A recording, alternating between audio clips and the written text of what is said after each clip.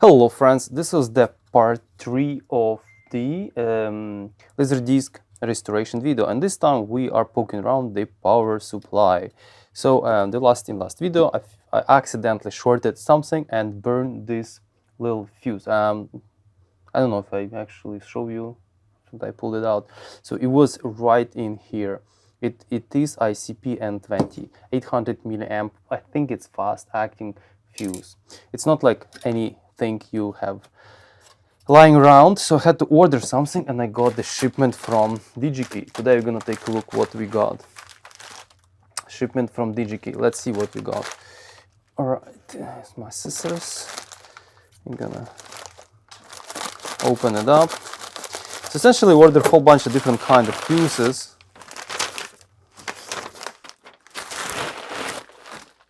Unfortunately, I could not find anything small enough. This is ridiculous. This thing is discontinued. You can buy some Chinesium stuff, right? But I'm not sure if you can buy like original ROMs replacements. So I got few different kinds. This is 630 milliamp because there is another fuse right here. Here's the like in this area. So right here, the black thingy, which is 600 milliamp. So I thought it's bonkers too, but it's not actually. So we have fuse 630, it's not gonna serve us any good. 800 milliamp ones. So here are some 800 milliamp ones. Okay, they are still pretty big, so I cannot understand why they're supposed to be big if the original one is so tiny. So this one from what's the brand? Fuse, this little fuse, Philippines little fuse. So this is little fuse. It's obviously like way larger. It's ridiculous, but nevertheless it's more or less direct replacement with the similar resistance, or pretty close resistance, and the curve of acting. And there is another one, 800. This is a bit smaller. Maybe I'll use this one instead. This one is from who? Little fuse as well. So this one is a wee bit smaller, right? So at least it's at least 4 millimeters by 2 times thicker. Maybe I'll use that because it will be easier to shove this guy in here, right, than this guy. But I got a few different kinds. This one is 500 milliamps, so we got spare 500 just in case. Okay, I'll decide I'll be using that one.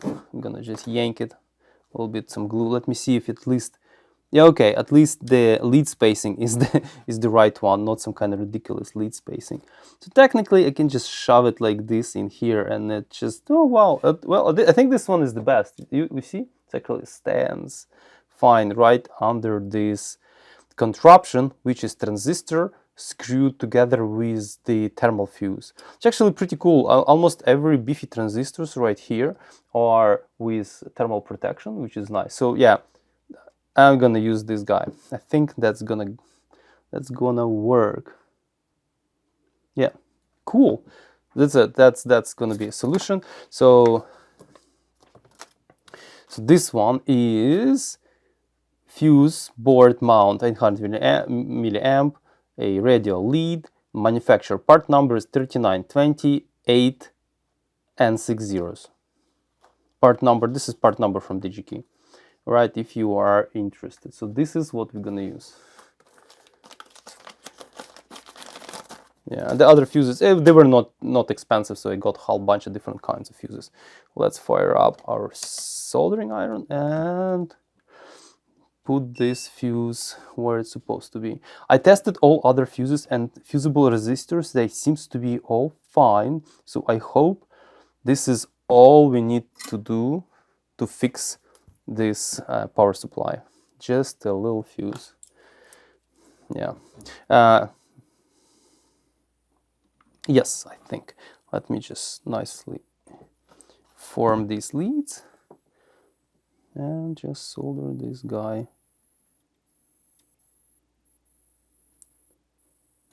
Nice and easy.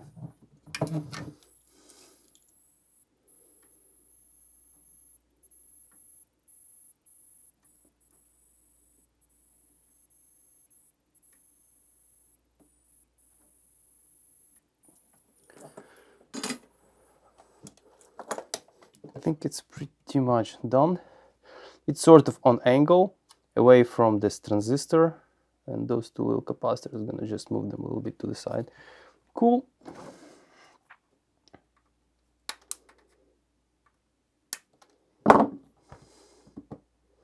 I'm curious, are these okay, I'm gonna leave those bits and pieces. Okay, now is the time to put this power supply back where it was. Okay, so here is the unit back. I kind of assembled, not assembled, but like put everything together in one spot. And it's not really straightforward to put a power supply back on, so you have to like remove this guy. I hope it's gonna let me do this. Uh-oh. Uh-oh, it latched. Oh shit, that's not a good idea. Yeah, I should have not done it. Okay, good idea to just disconnect these wires.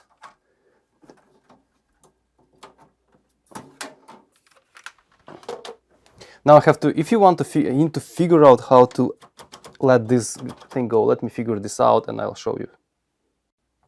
So as I mentioned in my close-up video, you have to, there is a pulley with the belt right in this area. You have to start spinning it manually, and it's gonna catch eventually and release something, and then you would see this top start moving, and then you can actually operate it manually. Here we are. Okay, so that's done it. So now I'll try to shove this power supply back in place, which is very hard when this tray is actually opened on you. All right, but it's much easier when this thing is open actually.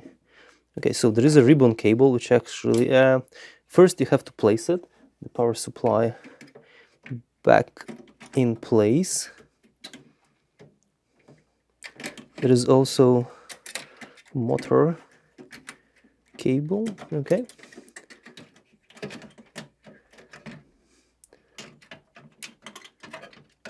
All right, the two catches. Or latches, something. There is a little standoff right in this area, like have to kind of fish it through as well. Where is that standoff? Hey, you. Oh, here we are. So standoff is here. All kind of, and then you just press. Ta-da! Alright, don't have to put the motor little connector right here. Sorry, it's kind of camera frame is behind this thing. But anyways, there's a little metal motor connector, has to be put in a little. Then a ribbon cable, which actually delivers all the power to rest of the system. Okay. Then just two screws and a few screws on the back. Then now we can actually safely close this guy, move this to the side, and start securing the power supply. So luckily, all screws are identical. That's cool.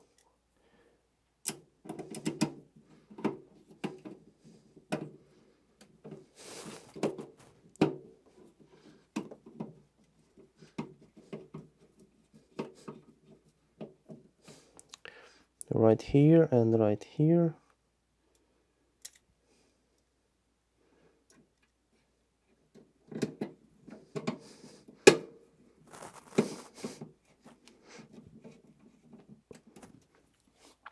There is also screws holding the AC plug, two more.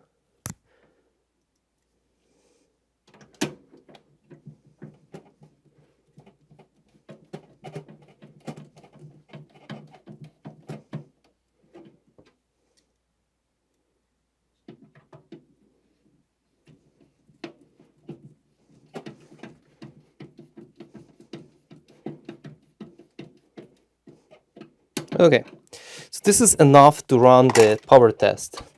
Power test we need to run to make sure our repair is actually successful.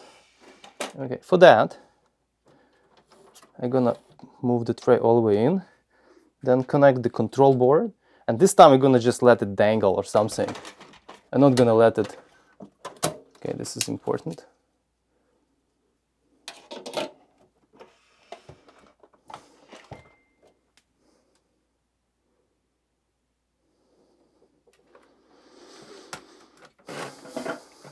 Okay, I'm gonna let it dangle or sit just to the side of the unit because I don't want to short anything anymore. It was stupid of me. Yeah, it was okay. This connector goes in here. This ribbon cable goes in this connector. Make sure it's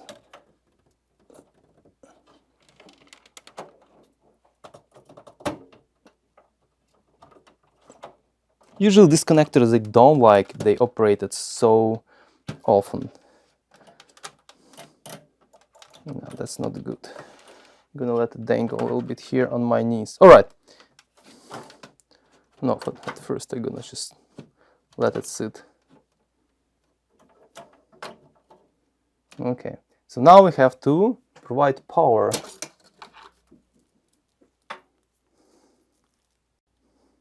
All right, so I have connected it to the outlet. Let's see what's gonna happen when I just power this guy up. Okay, we have standby light. Whew, whew. Oh my God, we have standby light. Okay, this is good news. Standby light is a good news. Okay, let me just move this away. Try to open the tray. Yeah, I need to figure out what's happening here.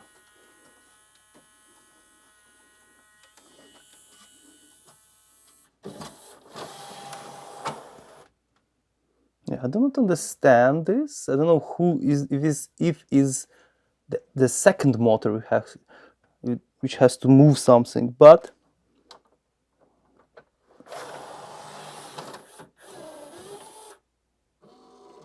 okay, now it's gonna go. Yeah.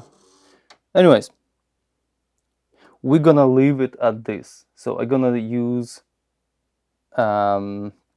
service manual to understand the mechanics of this guy. But for now, I want to put it together and actually play the disc. And looks like tear down is not that of a big deal. It's easy. And if I need to go into the under the motor mechanism and look in the tray, I would have to actually disassemble it seriously anyways, because it's all buried under this tray. Yeah. Okay. So I'm gonna put the front back, this front back where it's supposed to be, and just assemble everything and try to play some LaserDisc. Well, turned out to be you still need to remove this. In order to remove this, you have to extract this thing all the way out and use these two latches to free the tray. So now I hope I would be able to put it back. I just randomly by rotating rotating the same spot was able to actually get through this. All right, I hope this thing gonna like it. All right. Okay, it did. Can you move this way a little backwards? Ooh, that's all right. Now let's go this way. That's easy. Okay, I think I shut down for a moment and start assembling the rest of the stuff.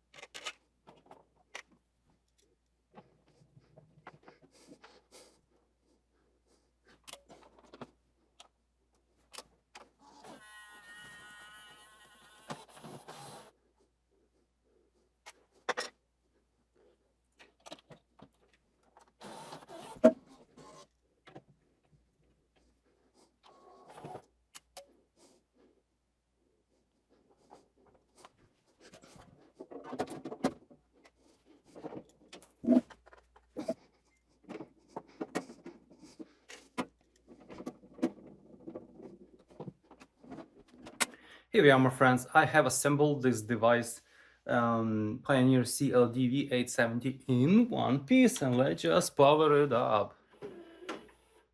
Here, okay, he's just kicked in some picture and no disc. Okay, it is clearly working. Let's just try to play something.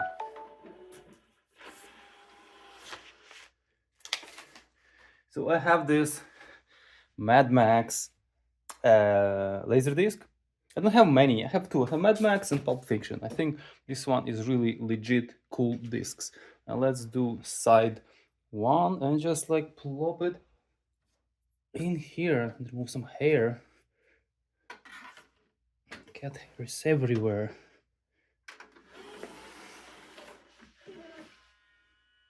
Yeah, so this has to be addressed, and I'm not sure how to address this issue so far. Sometimes it works, sometimes it is not. After I do this few times, it will kick in eventually. You see, now it is working. And also have to figure out how to let it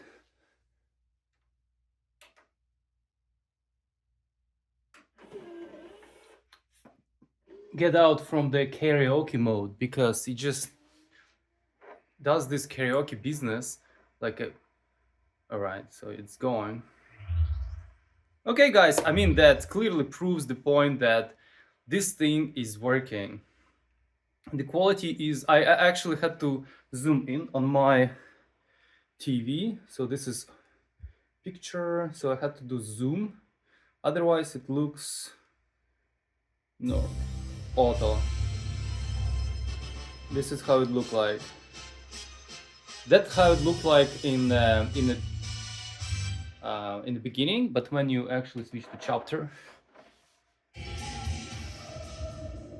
yeah, that's how it looked like, and I don't really like that. So hence I've done the zoom.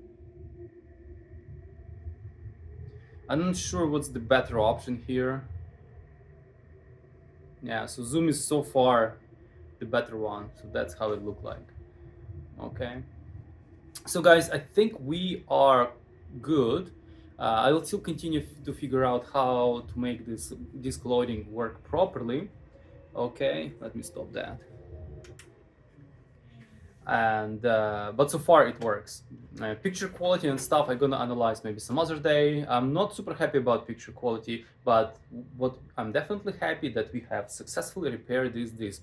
We have repaired the laser caddy moving motor. We have repaired all those buttons, and we have repaired the fuse inside the power supply, which I accidentally shorted. So guys, if you wanna see more videos like that, please stay tuned for more videos, subscribe, like the video, and please comment if you have something to say. I'll be happy to hear from you, and see you next time. Stay safe and ciao.